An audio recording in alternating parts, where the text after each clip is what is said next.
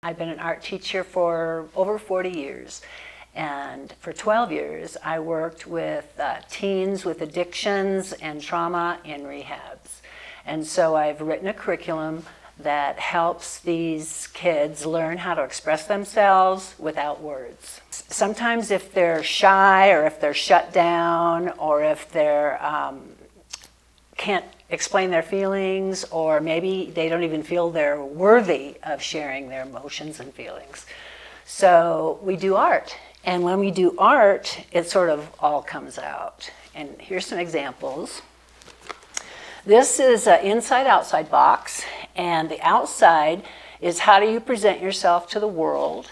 And this young lady says perfect and A+ and confident, and she has flowers. And then on the inside is how they really feel. So this person really feels sad, afraid, alone, broken. And then on the inside, she has a black flower with blood on it and a net to keep it all stuck in there. And the interesting thing about this one is that the girl was a perfectionist.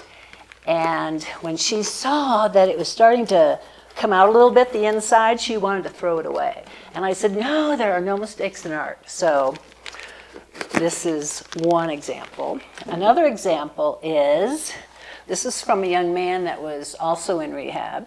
And on the outside, it was totally different. He has hate, disrespect, and pain. That's how he presents himself to the world. And on the inside, how he really feels is, I hate you, I hate me. And he had a scorpion and a little bottle of whiskey. And here's one more. Again, it's clouds and a beach and blue sky. And then this is the inside. There's a little person in there with their arms up. And again, a net. So what's so wonderful about this project is they can see if they're being superficial, because the outside is totally different than the inside.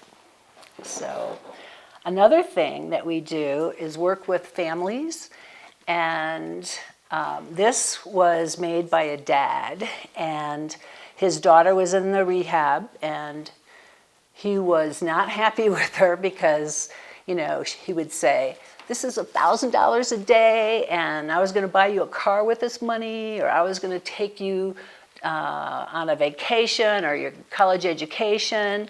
So the directive is, how do you feel that your daughter is dying in a rehab?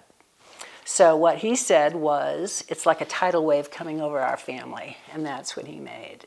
And when the daughter sees this, she understands a little bit more clearly what the dad is going through. It's not just her issue, it's the family's issue.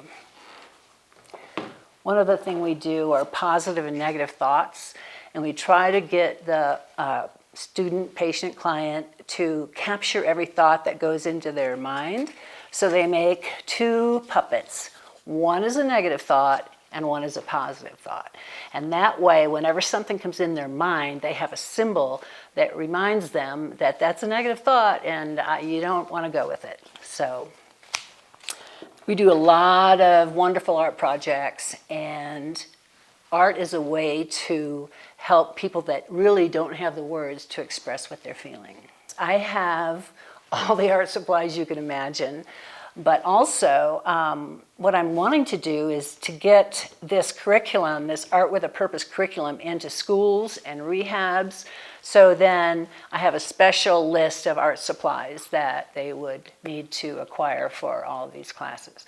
And it's in a lesson plan format, so anybody can facilitate the classes. At-risk teens are usually the ones that are shut down and can't express their feelings, or again, don't feel they're worthy. So I do a lot of art projects, and what's so wonderful about it is that it's better to get their agony out in an art project than with a gun. Well, I for sure want to get them into schools, and it could be an after-school program, or even just the art box that's going to have all this in it sitting at the school counselor's office. or for teachers, for parents. I'd like to get into all the rehabs and community centers. I mean, anybody can use this. It's just art that helps people express their feelings. This is one of the first projects I like for a teacher or a counselor or a parent to do, and it's simply a question: what is happening in this piece of artwork? And whatever they say usually falls into hopeless or hopeful. And you can sort of tell right away where their mindset is. So this is the first project we're going to do. The second project, we are going to do positive and negative thought puppets. So they're going to come up with a symbol for positive and negative. Let's see, a third one is a project that's called Before and After. And it talks about where they are now, where their behaviors are now, and where their feelings are, and then where do they want to be in the future.